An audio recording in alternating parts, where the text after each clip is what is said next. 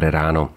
V nedeľu 15. septembra 2024 Božie slovo nachádzame napísané v Evanjeliu podľa Jána v 11. kapitole od 1. po 45.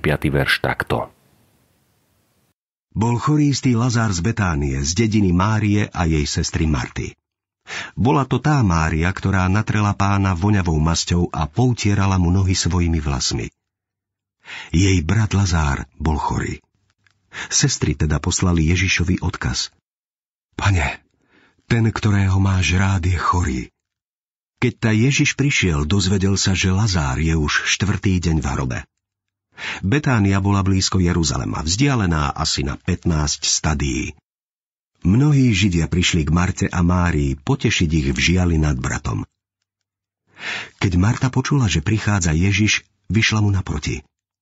Mária však ostala doma. Marta povedala Ježišovi, Pane, keby si tu bol býval, nebol by mi brat zomrel. Ale aj teraz viem, že o čokoľvek by si prosil Boha, Boh ti to dá. Ježiš jej povedal, tvoj brat vstane z mŕtvych. Marta mu povedala, viem, že vstane pri vzkriesení v posledný deň. Ježiš jej povedal, ja som vzkriesenie a život. Kto verí vo mňa, aj keď zomrie, bude žiť. Nik neumrie na veky, kto žije a verí vo mňa. Veríš tomu? Povedala mu, áno, Pane, ja som uverila, že ty si Kristus, Boží syn, ktorý mal prísť na svet. A len čo to povedala, zavolala sestru Máriu a potajomky jej povedala, učiteľ je tu a volá ťa. Ako to Mária počula, rýchlo vstala a šla k nemu. Ježiš totiž ešte nevošiel do dediny, ale bol stále na mieste, kde mu vyšla Marta naproti. Keď Židia, ktorí boli s ňou v dome a potešovali ju, videli, že Mária rýchlo vstala a vyšla von, pobrali sa za ňou, lebo si mysleli, že odchádza k hrobu plakať. Keď Mária prišla na miesto, kde bol Ježiš a zbadala ho, padla mu k nohám a povedala, Pane, keby si bol býval tu, nebol by mi brat zomrel. Keď Ježiš videl, že plače a že plačú aj Židia, ktorí prišli s ňou, zachvel sa v duchu a vzrušený sa pýtal, kde ste ho položili?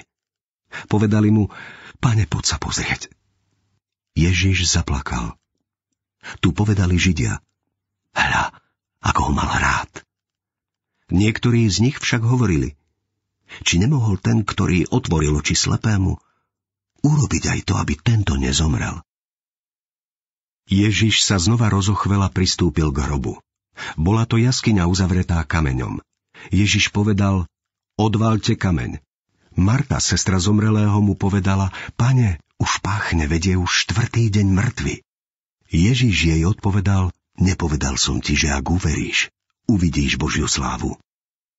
Odvalili teda kameň. Ježiš pozdvihol oči hore a povedal, Otče, ďakujem ti, že si ma vypočul. Ja som vedel, že ma vždy vypočuješ, ale pre zástup, ktorý tu stojí, som to povedal, aby uverili, že si ma ty poslal. Keď to povedal, zvolal mocným hlasom. Lazár, poď von. A mŕtvý vyšiel. Nohy a ruky mal ovinuté plátnom a jeho tvár bola obviazaná šatkou. Ježiš im povedal, rozviažte ho a nechajte ho odísť. Vtedy mnohí zo Židov, ktorí prišli k Márii a videli, čo urobil, uverili v neho. Nádej na život. Pán Ježiš nám dnes hovorí, existuje život po smrti. Dokážem to tým, že vzkriesím Lazara po 4 dňoch v hrobe. A dokážem to aj tým, že vstanem z mŕtvych po mojom vlastnom ukrižovaní a neukážem sa len na chvíľku, ale budem sa zjavovať počas 40 dní, aby som presvedčil svet, že skutočne žijem. Pretože som premohol hrob, aj moji nasledovníci ho premôžu. Môžu si byť istí, že budú so mnou žiť v nebi. Pán Ježiš nás teda pozýva, aby sme s ním zažili nebo. Ako reagujeme na toto pozvanie? Možno si nie sme istí, kde presne sa nachádzame vo vzťahu s Bohom a pýtame sa, aká je cena vstupenky do neba? Už pravdou je, že cena tejto vstupenky je príliš vysoká na to, aby sme ju niekedy sami dokázali zaplatiť. Nemôžeme si kúpiť cestu do neba tým, že sa budeme snažiť byť dobrí alebo nábožní. Pán Ježiš hovorí, kto verí vo mňa. Preto skúmajme, či aj my dokážeme s Martou vyznať. Áno, Pane, ja som uverila, že Ty si Kristus, Boží syn, ktorý mal prísť na svet. Dnes je príležitosť obrátiť sa v modlitbe na Ježiša a prijať milosť, ktorú nám ponúka vo svojej smrti a vzkriesení. Prijať odpustenie, vodcovstvo a priateľstvo Krista. Potom budeme môcť žiť v očakávaní, istote a radosti, že strávime svoju večnosť v nebi. Modlíme sa. Bože, ďakujem, že máš moc aj nad smrťou. Odpusť, že na to málo myslím a viažem sa hlavne na tento život. Roznecuj vo mne hlbokú vieru. Nech sa radujem zo vzkriesenia. Amen. Dnešné zamyslenie pripravila Mária Popičová.